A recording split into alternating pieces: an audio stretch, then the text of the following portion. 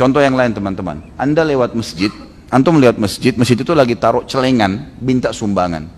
Kita udah sumbang kemarin 100.000, kalau antum lewat, mampir lagi nggak kasih? Hah? Jujur aja, nggak apa-apa.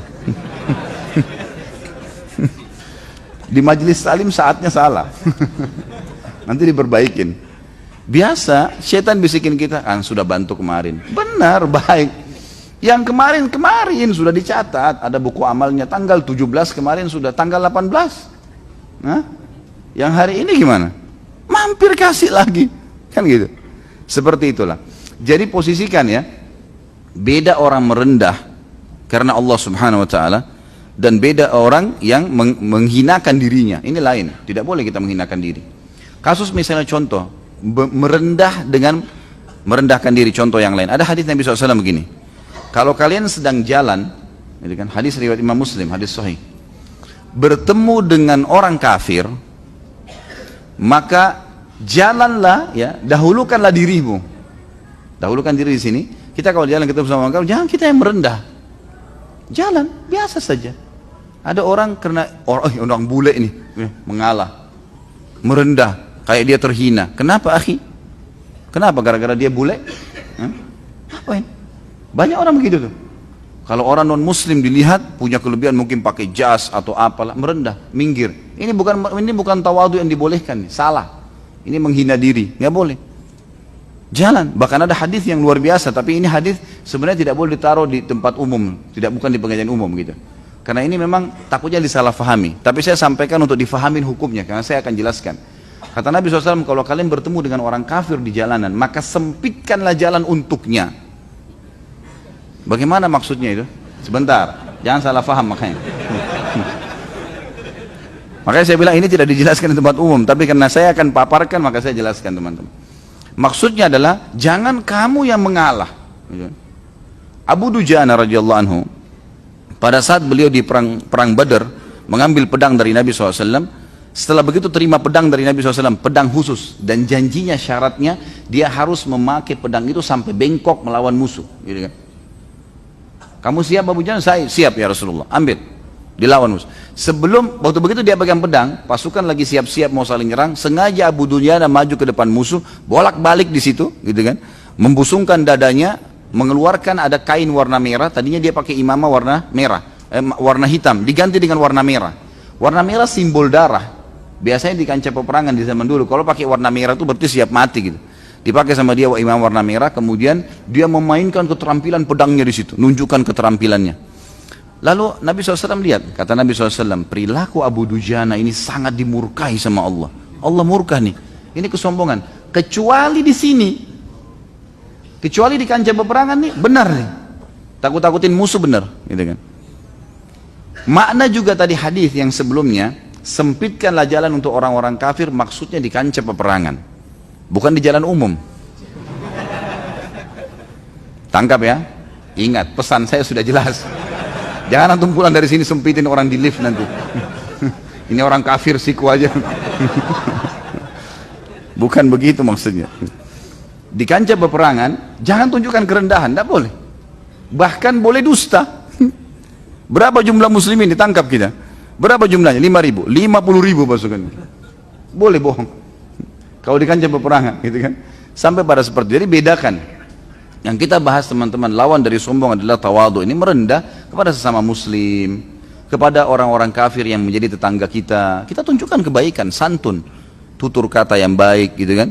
Tidak usah kasar-kasar, tidak usah teriak, tidak usah matanya melotot, yang baik saja, gitu kan? Kita dianjurkan untuk boleh tegas, tapi tidak boleh keras. Beda, ya. Tegas itu, saya nggak suka begini, saya maunya begini, nggak apa-apa. Saran saya seperti ini, itu tegas. Tapi kalau keras nggak boleh. Keras itu seperti sudah jelas mengancam dengan pukulan tangan lah, atau matanya melotot lah, atau menendang lah, kata-katanya yang keluar semuanya kebun binatang keluar. Ini nggak boleh. Baik, kita kembali teman-teman sekalian ke bahasan kita. Di antara contoh-contoh orang yang sombong adalah tadi saya kasih contoh jalannya dengan penampilan pakaian, gitu kan. Sampai sebagian ulama menggunakan pakaian kalau sudah tersirat pada diri mereka kesombongan, dibuka baju itu. Mereka nggak pakai, tunda. sampai pada waktu dirinya dia sudah bisa merasa merendah, baru dia pakai sama dia. Gitu kan? Jadi kita harus paham bahwasanya hati-hati dalam melangkah, contohnya dalam berkata, tutur kata, gitu kan. Contoh kadang-kadang kita lagi ngomong sama teman-teman, kemudian dia berbicara tentang kebetulan itu spesialis kita misalnya. Misal saya ketemu sama teman-teman semuanya dai nih. Syaitan akan menunggangi manusia dengan alur fikirnya. Sama dengan kalau antum lagi sholat, kalau yang paling berkecamuk sebelum sholat adalah lapar mau makan, maka yang didatangkan oleh syaitan macam-macam opsi makanan, menu makanan keluar lagi sholat, gitu kan. Kalau kita lagi transaksi jual beli terputus kena azan, kita pergi, itu kita datangin kalkulator di otak kita untuk ngitung keuntungan berapa banyak tuh. Nanti beli lagi di mana, terus gitu. Kunci hilang diingatkan kunci di mana, janjian dan seterusnya, macam-macam. Syaitan begitu. Kalau saya bertemu dengan teman-teman dai, maka syaitan bisa masuk ke dalam hati seseorang untuk menggunakan, menunggang itu. Misal, alhamdulillah saya kemarin hadir di pengajian, ada 3.000 orang yang hadir misal. Jumlahnya sekian di daerah ini misal. Mungkin pengucap pertama tidak niat apa-apa. Dia cuma maksudkan di sana tuh alhamdulillah, misal di daerah sebuah pelosok di kampung, di pelosok Jawa Tengah misalnya, saya hadir kemarin alhamdulillah, Masya Allah sampai 3.000 orang yang hadir. Niatnya ingin menunjukkan kalau memang di kapasitas di wilayah itu sangat luar biasa kalau sudah 3.000 orang. Syaitan bisa menunggangi teman-teman yang lain, menunggangi kata-kata itu. Misal, oh saya juga pernah hadir, kalau saya sih setiap hari di Jakarta 3.000. Kata-kata ini tidak dibutuhkan, tidak ada urusannya, gitu kan? Nggak ada urusannya. Jadi cara untuk meredam poin-poin seperti ini untuk sombong di kata-kata misalnya, bicaralah sesuatu yang dibutuhkan teman-teman. Kalau dibutuhkan ada manfaatnya, bicara. Kalau enggak usah. Dengarin aja. Ya. Iyas, salah satu ulama tabi'in, Iyas al-Muzani rahimahullah, seorang yang sangat cerdas. Dia bilang, saya kalau berbicara, rata-rata argumen saya selalu bisa membuat orang lain yakin. Kecuali pada saat saya menghadapi seorang badui. Ada satu orang badui datang dalam majelisnya dia, lagi duduk. Semua orang bertanya, ya syekh ini, syekh tanya gini. Kecuali orang ini, duduk tenang, gak ngomong apa-apa. Sampai selesai pengajian kata Iyas, kamu hai fulan, balik orang itu. Iya. Kenapa dari tadi kamu diam, kamu gak ngomong? Dia bilang, Allah telah memberikan kepada saya 2 kuping dan 1 mulut, agar saya lebih banyak mendengar daripada ngomong. Saya kalau mendengar, saya selamat. Saya tinggal sortir mana yang saya mau atau tidak. Tapi kapan saya ngomong, susah menarik kata-kata itu. Maka akan ada pertanggungjawabannya. Kata Iyas, seperti kata-kata ini menampar wajah saya. Bagaimana orang yang cerdas dan dekat dengan Allah SWT tahu menempatkan diri. Bukan tidak boleh ngomong teman-teman sekalian, bukan tidak boleh bercanda, tapi hal yang bermanfaat. Tidak boleh kita membuat orang tertawa dengan berita dusta misalnya, gitu kan? Atau kita berbangga-bangga dengan hal-hal, apalagi berbangga dengan hal yang bukan hubungannya dengan dia gitu. Tetangga saya itu baru beli mobil loh. Apa gunanya? Apa manfaatnya? Ada yang lebih parah kadang-kadang, rusak sudah hatinya. Tetangga beli AC, dia yang kedinginan. Baru masuk ada bawa AC, AC itu. Masuk ke rumahnya, bu itu baru beli AC loh. Kenapa orang beli AC? Apa urusannya? Kita juga beli nih, nggak mau kalah. Beli juga AC, tantang-tantangan untuk apa nih? Apa yang didapat gitu? AC masih bagus di rumah, sudahlah, gitu kan? Mati nggak dibawa AC ke liang lahat gitu. Tapi contoh saja, banyaknya orang seperti itu teman-teman. Dalam Islam sangat dilarang sifat sombong. Maka berusahalah untuk mendatangkan temannya, partnernya, lawannya, rivalnya, yaitu merendah. Dan saya sudah jelaskan tadi yang dimaksud adalah tawadhu dan bukan menghinakan diri. Kita bacakan dalilnya. Imam Adz-Dzahabi rahimahullah mengangkat dalil pertama adalah surah Al-Mu'min ayat 27. A'udzu billahi minasyaitonir rajim. Wa qala Musa inni udhtu bi rabbi wa rabbikum min kulli mutakabbirin la yu'minu bi yaumil hisab. Pada saat Musa alaihissalam mendakwahi Fir'aun, sudah jelas depan mata Fir'aun, dia salah. Tetap ngotot, tanda kesombongan memang. Maka Musa alaihissalam berkata, sungguhnya aku berlindung kepada Rabbku dan Rabb kalian dari setiap orang yang menyombongkan diri yang tidak beriman kepada hari hisab. Kata para ulama tafsir, maksudnya Musa alaihissalam adalah semua orang yang sombong hatinya akan kosong dari hari kiamat, tidak berpikir lagi hari kiamat. Dia dipegang oleh syaitan sehingga dia terus condong dengan urusan dunia saya dan lupa masalah akhirat. Allah tidak senang dengan orang sombong, teman-teman sekalian. Pencipta langit dan bumi tidak senang dengan orang sombong. Allah berfirman dalam surah An-Nahl ayat 23. A'udzu billahi minasyaitonir rajim. Innahu la yuhibbul mustakbirin. Allah tidak suka sama orang-orang yang sombong. Kalau pernah hadir waktu kita bahas masalah Zubair bin Awam, Talha bin Ubaidillah, sahabat-sahabat Nabi. Mereka tuh sampai punya banyak budak-budak. Kalau dia beli baju, dibeliin sama baju untuk budak-budaknya. Nggak ada perbedaan. Maka kalau dia jalan sulit dibedakan yang mana Zubair, yang mana Talha, yang mana budak-budak mereka. Saking merendahnya. Bukan berarti kita harus pakai baju seragam selamanya. Tapi yang dimaksud adalah bagaimana dia coba merendahkan diri. Kemudian dalam surah Al-Mu'min ayat 56 Allah Subhanahu wa taala juga berfirman, A'udzubillahi minasyaitonir rajim. Innal ladzina yujadiluna fi ayatillahi bighairi sultanin atahum in fi sudurihim illa kibrum ma hum bibalighi fasta'iz billah. Sesungguhnya orang-orang yang memperdebatkan tentang ayat-ayat Allah tanpa alasan yang sampai kepada mereka, tidaklah di dalam dada mereka melainkan hanyalah keinginan akan kebesaran yang mereka sekali-kali tidak akan mencapainya. Maka mintalah perlindungan kepada Allah. Ini diberikan contoh dari ayat ini seperti orang dalam majelis ilmu, dia sengaja mau tunjukkan kalau dia hebat. Maka dia selalu bertanya, dia selalu menonjol.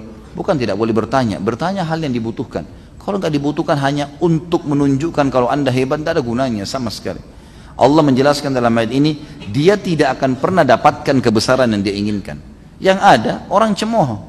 Ini orang lagi gitu kan. Seringkali dibahasakan begitu mungkin karena tidak ada keikhlasan dalam bertanya. Kalau dia perlukan bertanya, pasti Allah SWT akan tunggangi tanda kutip. Ya. Untuk dia, niatnya memang ikhlas, maka Allah tunggangi untuk menjadi kebutuhan bagi orang lain. Orang lain merasa, oh iya perlu nih, ditanya bagus nih. Gitu. Seperti itulah. Kata Nabi SAW di dalam hadis ini diriwayatkan Imam Bukhari dalam Kitabul Libas dan Imam Muslim dalam Kitabul Libas juga. Kemudian ada juga perawi-perawi yang lain seperti Nasai dan bisa dilihat kalau punya bukunya di footnote-nya. Kata Nabi SAW, Bainama rajulun yatabakhtaru fi burdaihi idh khasafa Allah bihil arda fahuwa yatajaljalu fiha ila yaumil qiyamah. Ketika seorang laki-laki sedang berjalan dengan segala kesombongannya dengan menggunakan kedua mantel barunya, bajunya, tiba-tiba Allah menenggelamkannya ke dalam bumi, maka dia meronta-ronta di dalamnya sampai hari kiamat. Ini tentu kalau kita baca letterlet tidak faham maksudnya, tapi ulama hadis merincikan, mengatakan ada sebagian sahabat menukil bahwasanya ini terjadi pada Bani Israel. Dulu ada pernah orang sombong, kemudian dia jalan, lalu Allah Subhanahu wa taala karena kesombongannya ditenggelamkan ke dalam bumi dan dibiarkan oleh Allah Subhanahu wa taala meronta-ronta, gitu kan, sampai terjadi hari kiamat baru dicabut ruhnya. Ya, disiksa oleh Allah Subhanahu wa taala. Ada juga pendapat di antara mereka yang mengatakan ini terjadi pada umat Muhammad SAW dan bisa terjadi pada siapapun yang seperti itu. Sengaja jalan dengan baju barunya menganggap remeh semuanya orang. Sengaja keluar dengan kendaraannya yang baru, lalu keluarnya niatnya bukan karena menikmati mobil baru, bukan. Untuk menunjukkan kalau dia hebat bisa membeli mobil sekian harganya. Untuk apa ini semua? Enggak perlu. Nikmatin boleh. Tapi menjatuhkan orang lain ini tidak boleh sama sekali. Dan ini penyebabnya bisa ditenggelamkan oleh Allah Subhanahu wa taala ke dalam bumi. Allahu a'lam bagaimana prosesnya itu. Ini ancaman dari Nabi SAW bagi orang yang sombong. Orang-orang yang sombong, teman-teman sekalian, pada hari kiamat nanti akan dibangkitkan, ya, pada hari kiamat dalam kondisi sangat kecil, seperti semut saja di tengah orang-orang manusia yang besar. Itu disebutkan di dalam hadis riwayat Tirmidzi dalam kitab Sifatul Qiyamah, dan hadis ini ya dijadikan atau disebutkan hasan oleh beliau. Kata Nabi SAW, yuhsyarul jabbaruna wal mutakabbiruna yaumal qiyamati amsalad dzurri yata'humun nas. Orang-orang yang congkak dan sombong akan dikumpulkan pada hari kiamat bagaikan semut-semut hitam kecil yang akan diinjak-injak oleh manusia. Jadi manusia kayak tidak lihat dia di mahsyar, diinjak-injak tapi tidak mati. Itu sebagai hukuman sebelum kiamat, sebelum masuk neraka. Ini di mahsyar seperti itu hukumannya. Sebagian ulama salaf berkata dosa paling pertama yang dimaksiati Allah Subhanahu wa taala adalah sombong.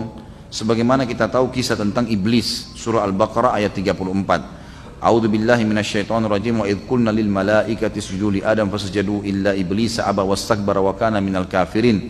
Dan ingatlah ketika kami berfirman kepada para malaikat, sujudlah kalian kepada Adam, maka bersujudlah mereka semua kecuali iblis. Ia enggan dan takabur dan dia tergolong orang-orang yang kafir. Maka barang siapa yang menyombongkan diri terhadap kebenaran sebagaimana yang dilakukan oleh iblis, maka imannya sama sekali tidak berguna baginya. Ini perkataan Imam Adz-Dzahabi rahimahullah. Iblis beriman kepada Allah pada saat itu, tapi karena dia sombong terhadap perintah Allah, nggak mau. Jadi kalau misalnya antum lewat belum sholat, ada orang yang bilang, Pak nggak sholat ya? Oh iya, jazakallah khair, sudah diingatkan. Enggak usah bilang, saya juga tahu kok sholat. Untuk apa balas orang baik-baik, orang ingatin kok. Kenapa? Ada suami diingatin sama istrinya, Mas belum sholat ya? Oh iya, baik, terima kasih, jazakallah khair, sudah diingatkan. Kenapa sih? Memang kok kira saya nggak pernah sholat? Dan. Jadi untuk apa dibalas dengan kesombongan? Itu kurang lebih contoh-contohnya orang yang mengikuti iblis, gitu kan? Jadi kebaikan-kebaikan sebenarnya diingatkan ditunggangi dengan kesombongan. Ini tidak boleh. Nabi SAW mengingatkan kepada kita, contoh tadi yang saya sebutkan itu, hadis diriwayatkan oleh Imam Tirmidzi dalam kitab Bir Wassilah, dan hadis ini disebutkan dengan sanad sahih. Ya. Kata Nabi SAW, al-kibru safahul haqqi wa ghamsun nas. Riwayat lain dikatakan, al-kibru batarul haqqi wa ghamsun nas. Ya. Sombong itu adalah bersikap bodoh terhadap kebenaran dan merendahkan manusia. Kayak tadi saya kasih contoh, diingatkan baik-baik, malah dia balas dengan emosi dan marah. Tidak usah. Teman-teman kantor ajak sholat, ya sudah, oh iya terima kasih, jazakallah khair. Tuh ada orang miskin, kamu nggak bantu ya? Oh iya, jazakallah khair, terima kasih. Gitu kan. Oh yang itu, saya sudah bantu dari kemarin. Apa-apa. Balas dengan kesombongan, untuk apa? Nggak usah gitu. Terima kasih pada orang. Surah Luqman ayat 18. Bunyinya, a'udzubillahi minasyaitonirrajim, innallaha la yuhibbu kulla mukhtalin fakhur. Sesungguhnya Allah sangat tidak menyukai orang-orang yang sombong dan membanggakan diri. Allah Subhanahu wa taala menjadikan kesombongan teman-teman sekalian sebagai pakaiannya Allah. Artinya Allah Subhanahu wa taala memang satu-satunya yang berhak untuk sombong. Sifatnya Allah mutakabbir, al-mutakabbir.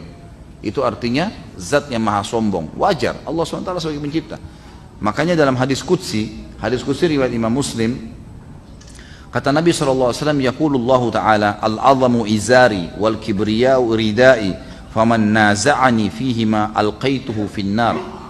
Allah Ta'ala berfirman, keagungan adalah sarungku dan kesombongan adalah baju kebesaranku.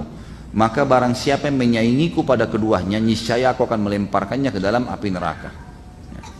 Jadi di sini Allah Subhanahu wa taala mengibaratkan kepada kita kalau kesombongan memang bagian daripada sifat Allah Subhanahu wa taala, dan tidak boleh makhluknya sombong karena mereka tidak berhak untuk sombong. Kemudian diangkat oleh Imam Adz-Dzahabi hadis selanjutnya. Hadis ini diriwayatkan oleh Imam Bukhari dalam kitab Tafsir dan ada perawi-perawi yang lain. Nabi SAW bersabda, ikhtasamatil jannatu wan naru ila rabbiha faqalatil janna ay rabbi ma li yadkhuluni du'afa'un nufusi wa saqatuhum wa qalatin nar ya rabbi urithtu bil jabbarina wal mutakabbirin. Surga dan neraka nanti, sebenarnya terjemahan situ bertengkar, lebih tepatnya bukan bertengkar ya.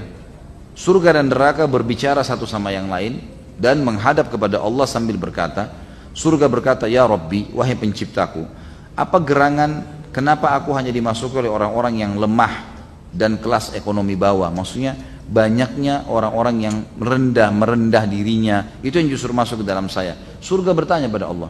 Dan neraka berkata, ya Rabbku, kenapa aku dikhususkan untuk orang-orang angku dan sombong? Apa sebabnya? Maka Allah Subhanahu wa taala menjawab, mengatakan, tentu dalam buku yang kalau ada yang pegang bukunya nggak dijelaskan panjang lebar hadisnya, karena ditulis al-hadith, maksudnya masih bersambung. Sambungannya adalah Allah berfirman kepada surga berkata, kau adalah rahmatku yang aku karuniahi, yang aku balas orang-orang yang patuh kepadaku denganmu, dan hai neraka, kau adalah siksaanku yang aku siapkan untuk menyiksa orang-orang yang justru durhaka kepadaku. Sebentar, azannya sebentar dulu. Kemudian surah Al-Qasas ayat 83 diangkat oleh beliau.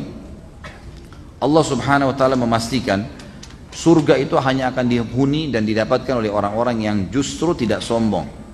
Kalau orang sombong dan membuat kerusakan di muka bumi, maka tidak ada bagian bagi mereka di surga. Surah Al-Qasas 83 berbunyi, a'udzubillahi minasyaitonirrajim, tilkad darul akhiratu naj'aluha lil ladzina la yuriduna uluwan fil ardi wala fasada wal akibat. Sampai sini terus saksi bahasanya al-ayat. Negeri akhirat itu kami jadikan untuk orang-orang yang tidak ingin menyombongkan diri dan berbuat kerusakan di muka bumi. Khusus surga bagi orang yang justru tidak menyombongkan diri. Surah Luqman ayat 18 berbunyi, A'udzubillahi minasyaitonirrajim, wa la tusaghir khaddaka lin-nasi wa la tamshi fil ardi maraha, innallaha la yuhibbu kulla mukhtalin fakhur. Dan janganlah kamu memalingkan mukamu dari manusia karena sombong, dan jangan kamu berjalan di muka bumi dengan angkuh. Sesungguhnya Allah tidak menyukai orang-orang yang sombong lagi membanggakan diri.